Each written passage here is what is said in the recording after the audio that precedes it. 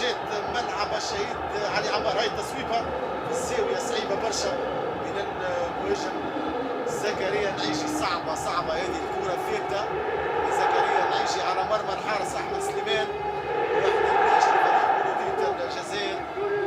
هكا تعادل ذهابا وايابا الى حد الان بين مولودية الجزائر والاتحاد الرياضي. المراسلين قلت ان شاء الله الاتحاد ما يتاثرش بالاجواء اللي موجوده على المدرجات